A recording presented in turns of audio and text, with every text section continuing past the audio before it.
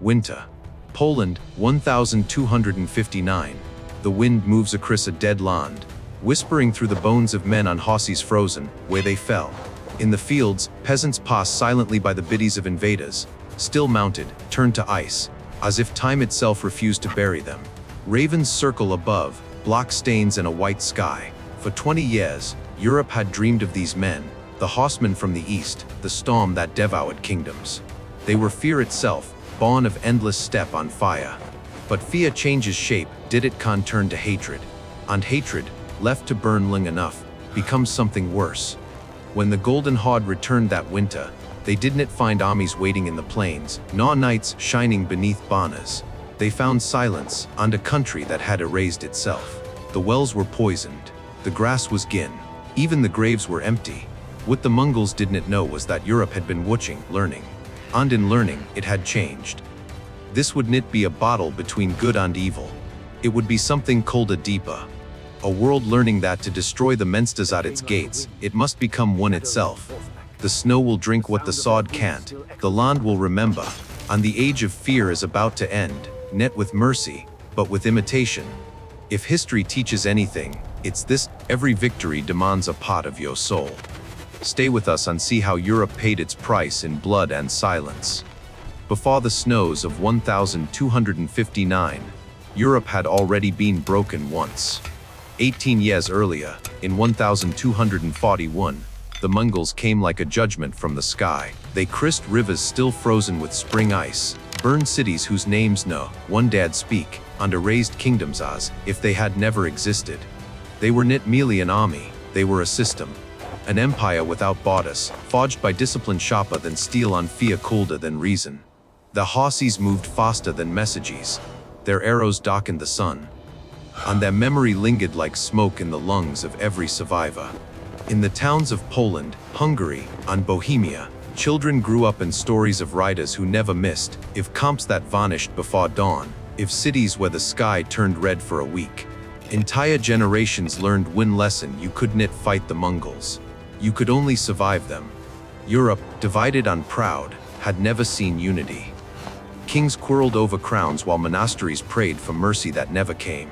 The Mongols were the mirror they didn't want to face, proof that order and brutality could coexist, that the world could be conquered not by faith, but by calculation. Yet empires writ from the edges. When the Mongols withdrew east after their great invasion, they left behind more than ashes. They left a question: what happens when the monsters are gone? But the fear remains. The survivors began to study. They watched the riders' tactics, their speed, their precision. But more importantly, they studied themselves, the weakness that had made them prey. And slowly, in the quiet decades that followed, something in Europe hardened. Farmers learned to fight like wolves. Blacksmiths began to forge tools that could serve as weapons. Monks recorded knit prayers, but maps of the invaders' paths, their seasons, their habits. Even silence became strategy. By the time the Golden Horde returned in 1259, Europe was no longer the same. It had been baptized in fire. The lands that once trembled now watched the horizon with cold patience. And at the heart of this change stood one man, Duke Boleslaw the Chaste. His title spoke of purity, but his heart carried 20 years of memory. He had seen the Mongols burn his people alive. He had buried children turned to ash. And he had vowed that if they came again, he would make the land itself their executioner. This time, Europe would not meet the storm head-on. It would become the storm. In the east, the Golden Horde prepared as it always had, confident, efficient, unstoppable. 30,000 riders, born in the saddle, guided by centuries of conquest. They expected terror. What awaited them was patience, the quiet cruelty of a people who had learned to wait. The steppe had created warriors, but Europe had created something new. Knit heroes, knit saints, survivors. And in that survival, a different kind of darkness was growing. The Mongol army crossed the Vistula River in the last days of December. They came as they always did, with banners of black silk and hooves that made the frozen ground tremble. But this time, the land did not welcome them. The air was heavy with smoke and silence. Every mile they rode, the world seemed to decay a little more. Villages stood empty, doors torn open, hearths still cold. The wells were filled with dead animals. The fields were scorched black. Even the wind smelled of ash. For men who had spent their lives riding through Conquest, this emptiness was unbearable. The Hossis snorted uneasily. Ravens followed them in flux, feeding in the carcasses left behind. The Mongols called it a cursed land. Their general, Noyan Noikhan, believed it was only fear. He was wrong. Weeks before they came, Duke Bolslaw had turned his entire country into a weapon. His people had vanished into forests on mountains, taking their food, their animals, even their ancestors' bones. He ordered every well poisoned, every blade of grass burned, every road erased. He left behind only death. The land itself had become a trap, designed not for a single battle, but for slow destruction. The Mongols depended on their horses more than on their weapons. A warrior without a horse was nothing. Each carried 10 mounts, drinking the blood for strength, living on dying with them. So the Poles struck at the one thing the Mongols could not replace. They left behind mares infected with a hidden disease that spread like wildfire through the herds. Soon the mighty horses began to cough blood. They stumbled, fevered on blind, the biddies shaking in the cold. The disease leapt from one to another, invisible and unsteppable. When the first horses fell, the Mongols killed the sick to protect the healthy.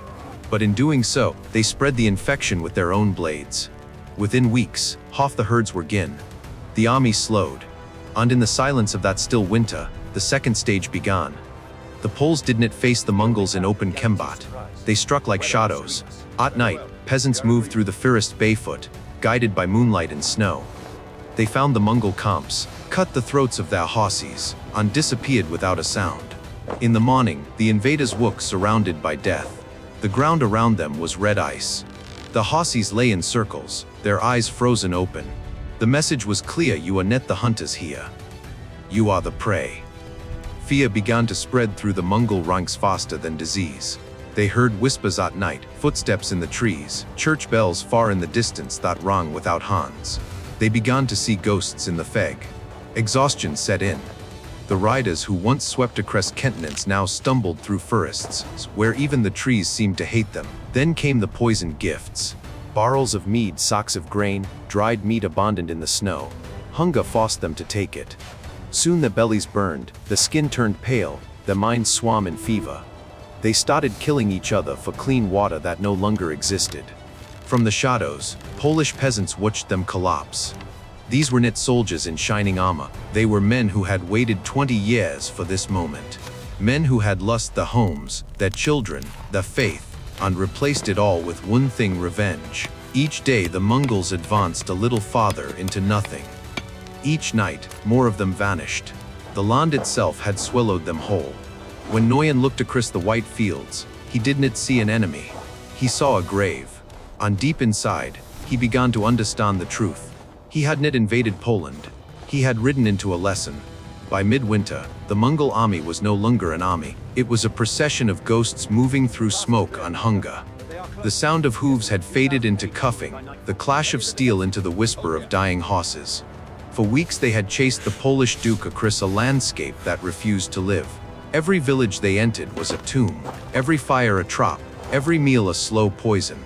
Yet pride drove them forward. They believed one decisive battle would end the torment. They were right, but not in the way they imagined. When Duke Bolslaw reached the plains near Sandomierz, he stopped running. For 2 months he had prepared this ground. Beneath the snow lay trenches, hidden pits, unsharpened stakes carved from oak and smeared with rut to make every wound a death sentence. To the Mongols, the field looked perfect for the kind of open battle they loved. The Duke arranged his army in the old European style, knights in shining armor at the front, infantry behind them, banners bright against the pale sky. It was a painting of predictability. When the Mongol scouts reported the sight, Noyan smiled for the first time in weeks. Finally, he thought, the enemy had lost his nerve. He ordered his cavalry to perform the old dance, the feigned retreat, the move that had destroyed 100 European armies. The first wave of Mongol horsemen advanced, loosing arrows in the familiar rhythm of death, then turned as if in fear. But when they looked back, expecting a desperate charge of knights, they saw nothing. The Poles did not move. They stood still, shields locked, silent as statues. Confusion rippled through the Mongol lines. Then came the sound no Mongol had ever heard in a battlefield before, the cracking of bones beneath the snow. The Hossis stumbled first. Their hooves broke through the thin white crust into trenches filled with stakes. Screams filled the cold air as riders were thrown, impaled, crushed. The Mongols tried to retreat, but the field was a labyrinth of death. Their formation broke. And that was when the crossbowmen revealed themselves from the tree line. They aimed not at the men, but at the Hossis, methodical and precise, cutting down the last strength of the hard-won mount at a time. Panic took hold. The greatest cavalrymen in history found themselves in foot, trapped in frozen mud, their arrows useless, the pride shattered. Then the earth began to move. From behind the ridges came the peasants, thousands of them. They were net warriors, net knights, but men of the soil armed with the tools of harvest, scythes, flails, hammers. Their faces were covered with cloth to block the stench of death. They moved as one tide, slow and relentless. The Mongols tried to form defensive rings as they had in the east, but their strength was gone. The field became a storm of biddies on steel. The sound was not the clash of armies, but the grinding of labor, a rhythm older than war itself. For every Mongol that fell, another peasant stepped forward. They fought not for glory but for memory, for the children burned 20 years before, for the villages erased from the map. The snow turned red and then black as day faded. By nightfall, the once invincible warriors of the steppe lay scattered across the field they had believed would bring them victory. Their general was taken alive, bound, and paraded through the same villages his men had burned decades earlier. He was not executed by the sword. His punishment was slower, more symbolic. The Duke wanted him to see what he had created, a people who no longer knew the difference between vengeance and survival. Word of the slaughter spread across Europe faster than any messenger could carry. At Kresenbrunn in Austria, the Bohemian king adopted the new strategy. He no longer feared the Mongol cavalry. He met them with walls of pikes and armor so thick that arrows broke against it. The Mongols, masters of movement, were crushed by stillness. They had taught Europe speed and precision, but Europe had learned patience and endurance. When the last Mongol horse fell, the world shifted. The hunters of empires became the hunted of villages. The steppe, endless and free, was no match for a continent that had turned its fear into discipline. The silence after battle was not peace. It was transformation. The survivors tried to flee eastward, into the mountains. But there, too, the land was against them. The passes were blocked, the rivers frozen, the forests waiting. Those who escaped the sword met the winter. Those who escaped the winter met hunger. Some turned on each other. Others vanished into snowdrifts that would not melt for months. When spring came, the peasants found them, not as conquerors but as reminders. Their weapons were gathered, their armor melted down into plows. The war had fed the earth again. In the churches that rose in those battlefields, the walls were built with the dust of bones. In their prayers, the priests no longer asked for deliverance from the Mongols. They asked forgiveness for what they had become. Because something had changed forever. The lesson had been learned too well. The invincible riders of the steppe had taught Europe how to fight without mercy. And Europe, once a continent of kingdoms and faith, had discovered something more enduring than either. It had discovered efficiency. The Duke stood over the field long after the cries had faded. Snow fell again, covering everything. The same wind that once carried fear from the east now carried silence. He understood then that victory was not triumph. It was inheritance, the passing of darkness from one hand to another. In that moment, the world turned. The age of Mongol terror was over. But the age that replaced it would be colder still. When the spring thaw came, the fields of Poland bloomed again. Grass rose where the dead had fallen, and rivers carried away the ashes of both conquerors and the kinked. Europe was safe. The nightmare had ended. But something had changed beneath the soil, something no one could see. The land remembered. Across the villages, people built churches in the ruins of battle. The stones were mixed with the dust of bones. The walls were cold to the touch, as if they still held whispers of what had happened there. Inside, the bells rang each dawn not to call for peace, but to remind the living that peace had a price. For the first time in memory, Europe no longer feared the riders from the east. The sound of hooves no longer made children hide. Yet the victory felt hollow. The people had learned to win not by faith, but by imitation. They had fought monsters by becoming their reflection. And in that reflection, something of their own humanity had faded. Historians would later call it the birth of a new Europe, stronger, united, relentless. But the peasants who survived called it something else. They called it the winter that never ended. Because after Sandomirs on Kresenbrunn, mercy grew rare. The methods used to stop the Mongols were used again, and neighbors, and heretics, and rivals. The knowledge of cruelty could not be unlearned. It became part of Europe's armor, invisible yet permanent. Centuries would pass. The names would fade. The bones would turn to dust. But the lesson remained. Even the purest cause can leave shadows behind. A continent had saved itself. But in saving itself, it had learned the oldest truth of all. No one defeats darkness without carrying a piece of it home. History does not ask for our judgment. It asks for our understanding. The story of how Europe destroyed the Mongols is not only about victory.